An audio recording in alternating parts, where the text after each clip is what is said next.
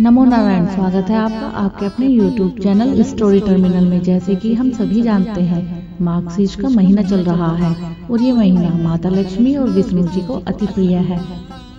गुरुवार का दिन भगवान विष्णु को समर्पित होता है। मान्यता है कि जो भी व्यक्ति गुरुवार को भगवान विष्णु की आराधना करता है उसकी सारी मनोकामनाएं पूरी होती है और उसके जीवन में आ रही परेशानियों से मुक्ति मिल जाती है। लेकिन क्या आप जानते हैं कि गुरुवार का व्रत करने से विष्णु जी ही प्रसन्न नहीं होते, बल्कि माता लक्ष्मी जी भी प्रसन्न होती है। यह व्रत कोई भी व्यक्ति कर सकता है और इसका लाभ भी मिलता है। खास तौर पर कुंवारे लड़के लड़कियां इस व्रत को अच्छा जीवन साथी पाने के लिए करते हैं। तो आइए जानते हैं किस प्रकार से करें भगवान विष्णु जी की पूजा ताकि माता लक्ष्मी भी प्रसन्न हो जाए। गुरुवार के दिन प्रातःकाल स्नान करके साफ पीले रंग के वस्त्र धारण करें। पूजा कक्ष में भगवान विष्णु और माता लक्ष्मी की प्रतिमा स्थापित करें और भगवान विष्णु की पूजा का संकल्प ले। दूध, दही, घी, शहद, चीनी से पंचामृत बना ले। प्रतिमा स्थापना के बाद गंगा जल से भगवान विष्णु और माता लक्ष्मी का अभिषेक करें। अब भगवान विष्णु के मंत्र ओम भगवते वासुदेवाय नमः का जप करते हुए अक्षत, चंदन, रोली, धूप, दीप, गंध, पीले फूल, केला और पीली मिठाई भगवान जी को अर्पण करें। साथ ही गुड़ का भी भोग लगाएं। आइए अब कथा सुन लेते हैं। एक बार देवराज इंद्र स्वर्ग में अपने सिंहासन पर विराजमान थे। सारे देवता, ऋषि, गांधर्व, किन्नर आदि भी उस सभा में उपस्थित थे। तभी देवगुरु बृहस्पति जी वहां आ जाते हैं। उनके सम्मान में सभी खड़े हो जाते हैं, किंतु उस दिन देवराज इंद्र अहंकार वश न तो खड़े हुए और वैसे पहले उनका आदर भी नहीं किया जैसा कि वह पहले करते थे। देवगुरु बृहस्पति जी ने इसे अपना अनादर समझकर वहां से चले गए। तब देवराज इंद्र को अपने किए पर बहुत दुख हुआ। उन्हें लगा उन्होंने देवगुरु का अनादर कर दिया है और देवगुरु उनसे रुष्ट हो गए हैं। उन्हें अपनी भूल का एहसास हो गया। देवराज ने सोचा कि देवगुरु के आशीर्वाद से ही उन्हें स्वर्ग का वैभव मिला है, वो अपने क्रोध से सब नष्ट कर सकते हैं। इसलिए उनसे क्षमा मांगने का विचार कर देवराज उनके पास गए। देवगुरु बृहस्पति जी ने अपने योग बल से जान लिया कि देवराज इंद्र उनसे क्षमा मांगने के लिए आए हैं, किंतु क्रोधवश उनसे भेंट न करने की इच्छा से देवगुरु वहां से अंतर्ध्यान हो गए। जब देवराज इंद्र को देवगुरु बृहस्पति वहां नहीं मिले तो वो निराश होकर वापस लौट गए। यह समाचार जब दैत्यों के राजा वृषवर्मा ने सुना तो उसने देवगुरु शुक्राचार्य से भेंट की और उनकी आज्ञा से इंद्रलोक पर आक्रमण कर दिया। देवगुरु की कृपा प्राप्त न होने के कारण देवता दैत्यों से हारने लगे। तब देवताओं ने ब्रह्मा जी को सारा वृतांत सुनाया और उनसे सहायता मांगी कि वो उन्हें दैत्यों से बचाए।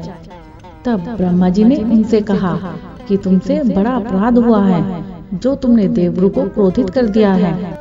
अब अगर तुम अपना कल्याण चाहते हो तो त्वष्टा ब्राह्मण का पुत्र विश्वरूपा जो बड़ा तपस्वी और ज्ञानी है उसे अपना पुरोहित बना लो, तभी तुम्हारा कल्याण हो सकता है। ब्रह्मा जी के वचन सुनते ही देवराज इंद्र त्वष्टा के पास पहुंच गए और बड़े ही विनम्र भाव से त्वष्टा से निवेदन किया कि आप हमारे पुरोहित बनकर हमारा कल्याण करें।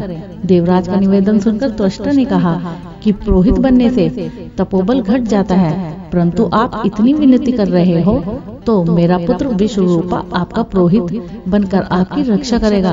पिता की आज्ञा से विश्वरूपा ने देवताओं को पुरोहित बनकर अपने पूर्ण प्रयत्न से उनका साथ दिया। प्रभु कृपा से देवराज इंद्र ने वृषवर्मा को युद्ध में परास्त करके अपने सिंहासन को पुनः प्राप्त कर लिया। त्वष्टा के पुत्र विश्वरूपा के 3 मुंह थे। एक मुंह से वह सोमपल्ली लता का रस पीते थे, दूसरे मुंह से मदिरा और तीसरे मुंह से अनादि का भोजन करते थे। देवराज इंद्र ने कुछ दिनों उपरांत विश्वरूपा से कहा कि मैं आपकी सहायता से यज्ञ करना चाहता हूँ। विश्वरूपा ने आज्ञा अनुसार यज्ञ प्रारंभ कर दिया। तब विश्वरूपा से एक दैत्य ने कहा कि तुम्हारी माता दैत्य कन्या है, इसलिए हमारे कल्याण के निमित्त इस यज्ञ में आप एक आहुति दैत्य के नाम पर भी दे दे तो आपकी बड़ी ही कृपा होगी। विश्वरूपा दैत्य की बात मानकर यज्ञ में आहुति देते समय दैत्य का नाम धीरे से लेना शुरू कर दिया। इस कारण यज्ञ करने पर देवताओं के तेज में वृद्धि नहीं हुई। देवराज इंद्र को जब सारा वृतांत पता चला तो उन्होंने क्रोध में आकर विश्वरूपा के तीनों सिर काट डाले।